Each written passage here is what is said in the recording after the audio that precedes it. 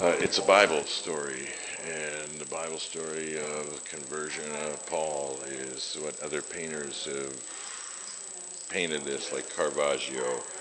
Uh, the story goes Paul was persecuting the Christians, got zapped by God, fell off his horse and went blind for, I don't know, 2 weeks, a month or something like that, and that's when he was converted to Christianity.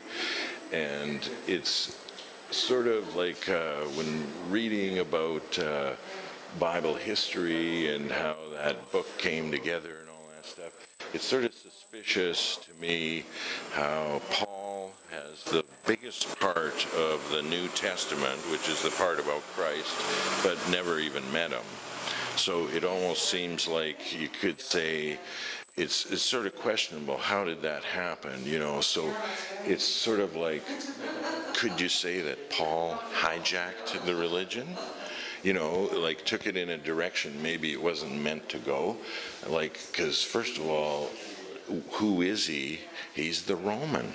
He's the Western interference in the Middle East 2,000 years ago. Here we are, when in the fascist USA is threatening to destroy another Arab country, wanting to go into Syria, and that's Syria. The road to Damascus is what some people call that story, or it's known for.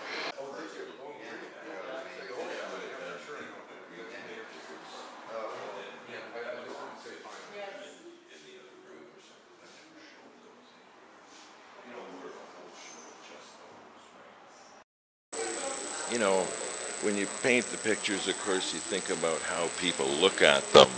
And, even though you got your idea, but you never know how people are going to take it. So to me, it's sort of like a reflection of the decadent times or something we live in. Everyone who looks at it sees the kinky thing going on. But to me, it's the family, the father, son, and mother, right? That's the way I started out with this one. I was just thinking about spanking, right? Because we sort of, like, I grew up in the age, hippie days kind of thing. It was a big issue. It was talked about, to spank or not to spank, and what is that exactly? It's the sort of, putting the old ideas, the old order, the old sort of discipline into the young. This idea of spanking, spare the rod, spoil the child, all this kind of stuff. And then when I put the woman like that, I sort of realized, like, just playing with an idea, and then afterwards, it's like Freudian interpretation and dreams. I'm sort of looking at it, and I'm thinking it's almost like a subtle criticism of feminism, and sort of the age I grow up in is like the age of feminism, when it's bad to be a man. Men are evil, women, everything about women is good, kind of thing. And I sort of, women is good, kind of thing.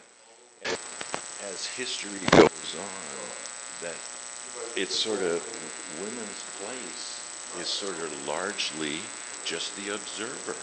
They just let it happen, over and over. When the promise sort of was, in the days of the suffragettes, when the women couldn't vote and were fighting for that, they actually said how wars would stop if only women could vote. Because, of course, a mother could never vote for these devils, who send our sons to war. And as we all know, since women have the vote, there's been no more wars.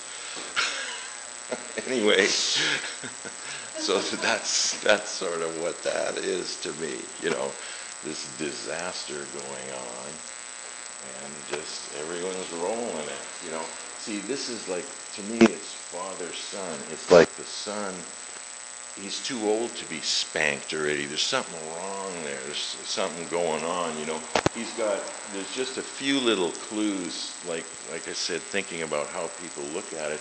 I wanted to get away from the kinkiness. So, he's got shorts on, just little things. He's got the receding hairline a little bit, just a little bit of detail. To say this man is older, you know, and so that's where it stays, or, you know, like, unless you're right, this means